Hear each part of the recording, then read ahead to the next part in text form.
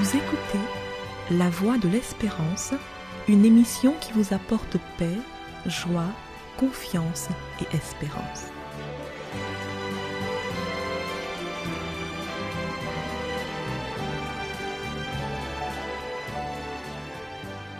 Bonjour la Guyane et bonjour à tous depuis la Guyane. Qu'est-ce que la Pentecôte a changé? Ou qu'est-ce que la Pentecôte devrait changer? Ce sont les questions que nous nous posons quelques jours après avoir célébré cette importante fête chrétienne. Fête qui, je vous le rappelle, est célébrée 50 jours après la fête de Pâques. Ce jour-là, le jour de la Pentecôte, les chrétiens commémorent le don de l'Esprit Saint aux premiers disciples qui étaient alors réunis à Jérusalem. C'est en étant dirigé par le Saint-Esprit que ce petit groupe d'hommes et de femmes va démarrer un mouvement qui va conquérir le monde entier, le christianisme. La Pentecôte trouve ses origines dans la fête juive qu'on appelle Shavuot, c'est-à-dire la fête des semaines, qui est célébrée elle aussi 50 jours après la Pâque juive. Lors de cette fête, les Juifs commémorent le don de la Torah, le don de la loi, à Moïse, après que le peuple soit sorti d'Égypte 50 jours auparavant. La descente de l'Esprit Saint à la Pentecôte est la réalisation d'une promesse faite par Jésus-Christ à ses premiers disciples, juste avant son ascension.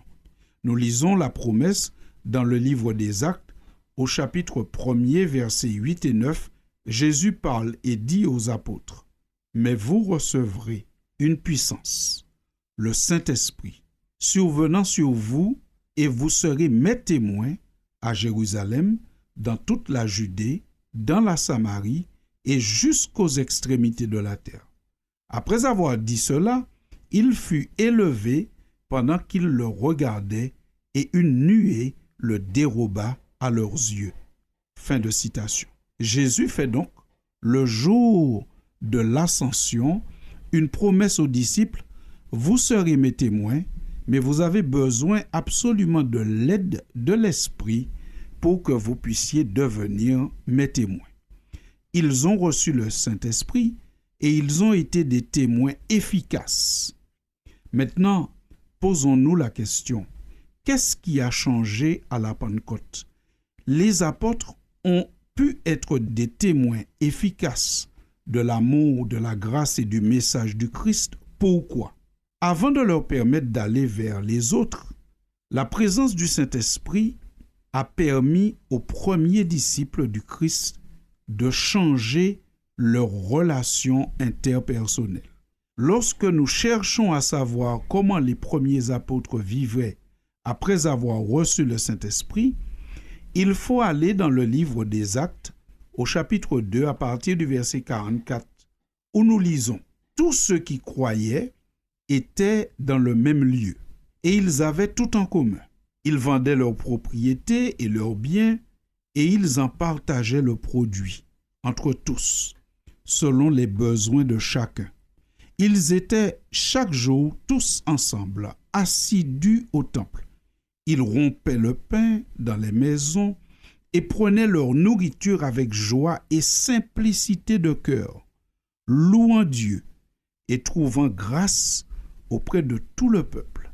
Et le Seigneur ajoutait chaque jour à l'Église ceux qui étaient sauvés. » Fin de citation. Dans ce passage que nous venons de lire, on constate que le travail des apôtres a du succès. Ils trouvent grâce auprès du peuple et le Seigneur ajoute à l'Église ceux qui sont sauvés. Leur travail a du succès. Mais pourquoi? Est-ce à cause de leur éloquence? Non. Ce qui est mis en avant ici, c'est le fait que les premiers disciples vivaient dans un esprit de communion et de partage.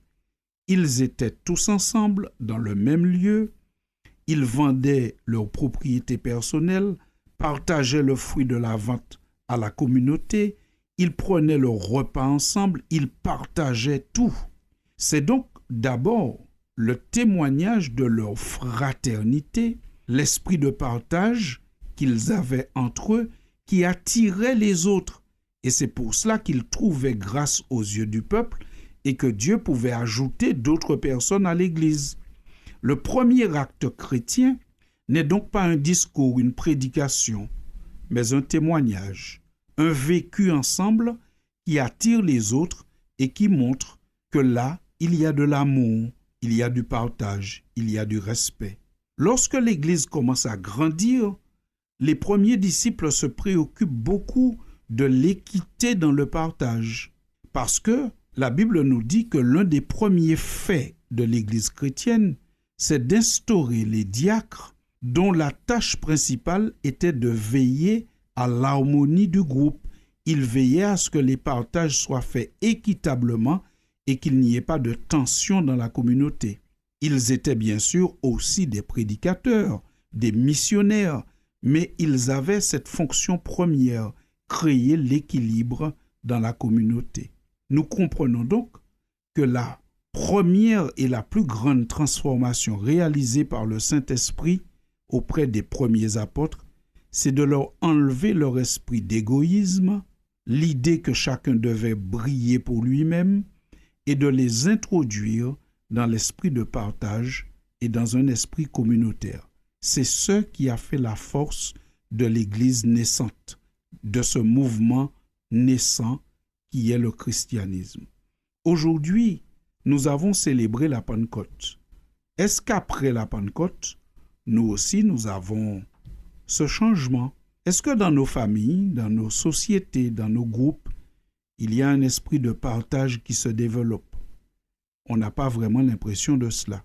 Quand on considère l'actualité, ce qui retient le plus l'attention, c'est plutôt la fracture sociale. En lisant les journaux, on constate que les riches deviennent toujours plus riches, que le groupe des riches devient toujours un plus petit groupe, et que les pauvres sont toujours plus pauvres, et que le groupe des pauvres devient toujours un plus grand groupe. Un petit nombre possède près de la moitié des biens immobiliers et financiers de la planète. Quand certains ne mangent pas, d'autres gaspillent des aliments.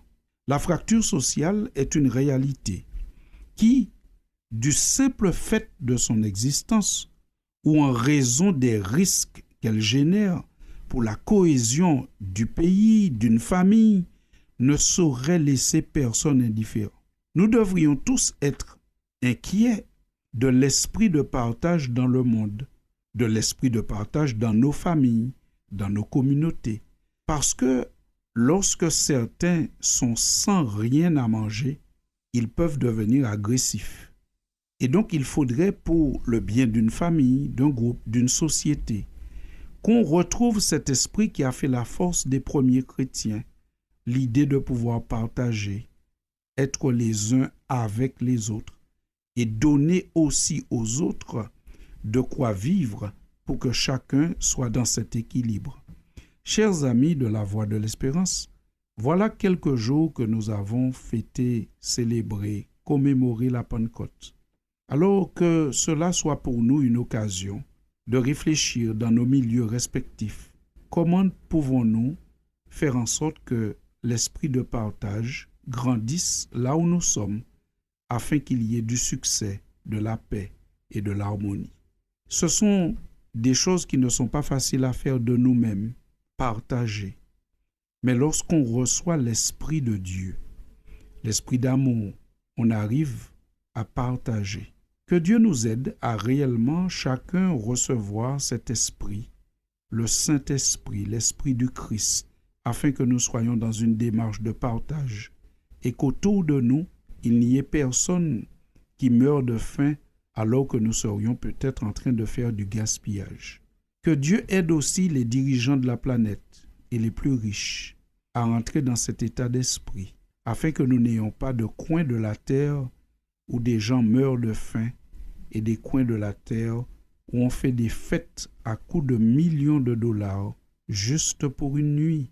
Que Dieu nous aide à trouver et à garder l'esprit de partage comme les premiers disciples, ce qui a été la clé de leur succès. S'il en est ainsi, Ce sera aussi la clé du succès de nos familles et de nos communautés. Chers auditeurs de La Voix de l'Espérance, je vous dis à très bientôt pour une prochaine chronique et vous remercie pour votre écoute. C'était La Voix de l'Espérance, une émission préparée par l'Église adventiste du 7e jour. Si vous désirez avoir une copie de la causerie d'aujourd'hui, demandez-la. Elle vous sera donnée gracieusement.